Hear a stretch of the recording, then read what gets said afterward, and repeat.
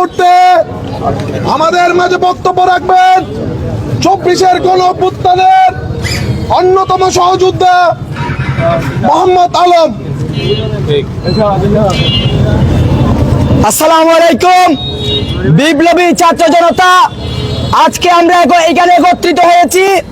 গত দুদিন আগে ঢাকার মিরপুরের এক ব্যবসায়ীকে খুবই নৃশংসভাবে পাথর নিক্ষেপ করে হত্যা করা হয়েছে এবং হত্যা পরবর্তী তাকে বাজারে টেনে হিচড়ে নিয়ে গিয়ে হাজারো মানুষের শত শত মানুষের সামনে তার দেহের উপর নাচানাচি করেছে। এমন ঘটনা আমরা 600 বছর আগে শুনেছি, যখন আমাদের নবী করিম সাল্লাল্লাহু আলাইহি সাল্লাম আসেনি। অর্থাৎ সে যুগকে আলেমে জাহিলিয়াতে যুগ বলা হতো। বর্তমানে বাংলাদেশে এমন যুগে পরিণত হয়েছে।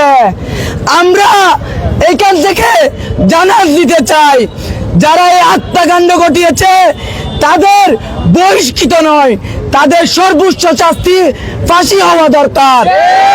এমন ঘটনা বাংলাদেশে প্রতিনিয়তই ঘটছে, কিন্তু ইন্টারিম সরকার নিশ্চুপ ভূমিকা পালন করেই যাচ্ছে। আমরা চাই সরকার তাদের পক্ষ থেকে আরো কঠোর হোক এবং বাংলাদেশে প্রতিনিয়ত যে হত্যাকাণ্ড ঘটছে এর সুস্থ বিচার আমরা চাই।